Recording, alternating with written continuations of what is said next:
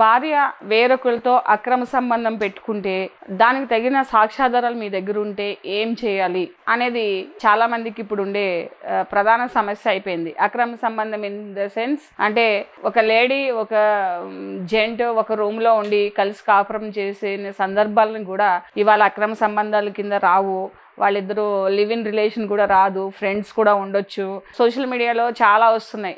ఆడ మగ కలిసి ఉంటే తప్పేంటి, ఆడ మగ కలిసి తాగితే తప్పేంటి, ఆడ మగ ట్రావెల్ చేసి వేరే ఊరు వెళ్తే తప్పేంటి, ఇవన్నీ వస్తున్నాయి. అంటే లా వేరు, లైఫ్ వేరు. లైఫ్లో చాలా వరకు తప్పు ఉంటాయి, లాలో చాలా వరకు అవి తప్పు కింద పరిగణించబడకపోవచ్చు. కానీ లైఫ్ కాబట్టి లైఫ్ అనేది మన ఇష్టానుసారంగా మన నిర్ణయాలకి మన ఇష్టాలకు అనుగుణంగా మనం లైఫ్ని కంటిన్యూ చేస్తాం. కానీ భార్య అలా వేరొకరితో అక్రమ సంబంధం పెట్టుకుని మీతో కూడా మీ ఇంట్లో ఉండి మీతో రిలేషన్ కంటిన్యూ చేస్తూ మీ డబ్బులు వాడుకుంటూ తన ఇష్టానుసారంగా లైఫ్ లీడ్ చేసి అది మీ నాలెడ్జ్కి వచ్చి మీ దగ్గర ఎవిడెన్స్ ఉంటే డెఫినెట్గా మీరు కూడా ఒక కంప్లైంట్ ఇవ్వచ్చు. ఎందుకంటే అది 497 అవ్వకపోయినా మీ మీద వాళ్ళు మీ డబ్బుల్ని మిస్యూజ్ చేసి మిమ్మల్ని మీకు ఆమె నుంచి కూడా థ్రెట్ కూడా ఉండొచ్చు. కొన్ని సందర్భాల్లో మనం చూస్తూ ఉంటాం. థ్రెట్ అంటే ఫైనాన్షియల్ థ్రెట్ ఉండొచ్చు మీకు తెలియకుండా, అదే పిల్లల పాడైపోవచ్చు. కోర్టుకు వెళ్ళి దాని బేస్ మీద డైవర్స్ అడగకుండా కూడా ఆమెకి ఎవిడెన్స్ ప్రాపర్గా ఉంటే కనుక ఆమె నుంచి మీరు సెపరేట్ అవ్వడానికి 406 అంటే నా ఆస్తిని నా డబ్బుల్ని లేకపోతే ఇవన్నీ అనుభవిస్తూ కూడా నా మీద ఇట్లా చేస్తుంది, అలాగే నన్ను బెదిరిస్తుంది, నన్ను ఈ విషయం నువ్వు ఎవరికైనా చెప్తే కూడా నిన్ను బెదిరించటము, నన్ను ఏమి చేయలేవు, కోర్టులు నన్ను ఏమి చేయలేవు, పోలీసులు నన్ను ఏమి చేయలేరు అని బెదిరించడం కూడా 506 కింద వస్తుంది. అలా ఏదైనా కేసు కూడా మీరు పెట్టవచ్చు. కానీ ప్రాపర్ ఎవిడెన్స్ ఉండాలి. ఏదో చాట్ చేసినంత మాత్రాన లేకపోతే ఇన్స్టాగ్రామ్లో పోస్టులు పెట్టినంత మాత్రాన ఫోన్ మాట్లాడుతున్నంత రిలేషన్ ఉండదు.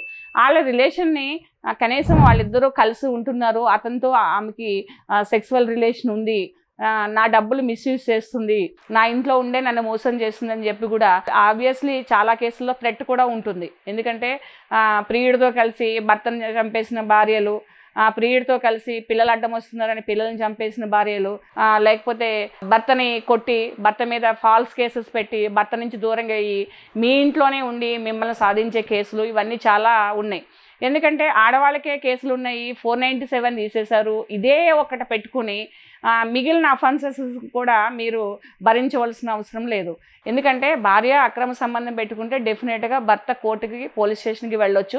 పోలీస్ స్టేషన్కి వెళ్తా అంటే 497 బుక్ చేయకపోవచ్చు. మీరు క్లియర్గా దాన్ని ఎక్స్ప్లెయిన్ చేయగలగాలి. మీ డబ్బులు మిస్యూజ్ అవుతున్నాయని, మీ దగ్గర ఉండి మిమ్మల్ని మోసం చేస్తూ మీకు ఆమె దగ్గర నుంచి లైఫ్ థ్రెట్ ఉందని చెప్పి, లేకపోతే అతను మీ ఇంటికి వస్తుంటే ఎవిడెన్స్ ఉండడం కానీ, ఆమె అతని దగ్గరికి వెళ్తే ఎవిడెన్స్ పెట్టుకోవడం కానీ, ఇలాంటివన్నీ చేసి వాళ్ళిద్దరు భార్య నుంచి కూడా వాళ్ళ లైఫ్ వాళ్ళు ఇష్టం వచ్చినట్టు బ్రతకొచ్చు. దాన్ని ఎవరన్నా కలిసి ఉండి ఇలాంటి ప్రాబ్లమ్స్ వచ్చినప్పుడు మాత్రము డెఫినెట్గా మీరు కోర్టు నుంచి రక్షణ తీసుకోవచ్చు. ఒకవేళ పోలీసు వాళ్ళు కేసు బుక్ చేయకపోతే మీరు బై పోస్ట్ కంప్లైంట్లు పంపించి మాకు వాళ్ళ నుంచి ప్రొటెక్షన్ కావాలి, నా భార్య వేరొకరితో రిలేషన్ పెట్టుకున్నది, లేకపోతే నా డబ్బులు మిస్యూజ్ చేస్తుంది, నా పిల్లల్ని కొడుతుంది, తిడుతుంది, సో అని చెప్పవచ్చు. అలాగే పిల్లల్ని కూడా విమెన్ అండ్ చైల్డ్ వెల్ఫేర్ దగ్గరికి వెళ్ళి చైల్డ్ కేర్ కమిటీ ఉంటుంది, చైల్డ్ వెల్ఫేర్ కమిటీ దగ్గర కూడా మదర్ నుంచి ఏదైనా ప్రాబ్లమ్స్ ఉంటాయి. ఎందుకంటే చాలామంది చూస్తున్నాము, యూట్యూబ్లోనే కాదు బయట కూడా చాలా చూస్తున్నాం. పిల్లలు నెగ్లెక్ట్ చేయడము, హాస్టల్ వేసేయడము, వాళ్ళు కొట్టడము, వాళ్ళు చిన్న వయసులోనే వాళ్ళ చేత పనులు చేయించడం, ఇలాంటివన్నీ చేస్తున్నారు.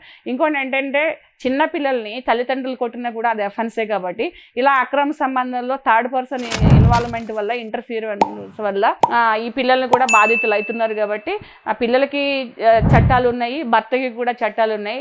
ఇదంతా బేస్ చేసుకుని మీరు కోర్టుకి వెళ్ళి డైవర్స్ అడగొచ్చు. అలాగే ఆమె మనవర్తి కానీ డొమెస్టిక్ వైలెన్స్ కానీ అలా అడిగినప్పుడు, కాంపెన్సేషన్ కూడా అడిగినప్పుడు ఈ కేసుకు సంబంధించిన ఆధారాలు మీ దగ్గర ఉంటే ఆ కేసులను కూడా కోర్టు వారు కొట్టివేయడం జరుగుతుంది. కాబట్టి కరెక్ట్ ప్రూఫ్తో మీరు కోర్టును కానీ పోలీస్ స్టేషన్ కానీ ఆశ్రయిస్తే డెఫినెట్గా మీ ఎవరైతే భార్య బాధితులు ఉన్నారో వాళ్ళకి చాలా వరకు వాళ్ళు రక్షణ చేసుకోవచ్చు.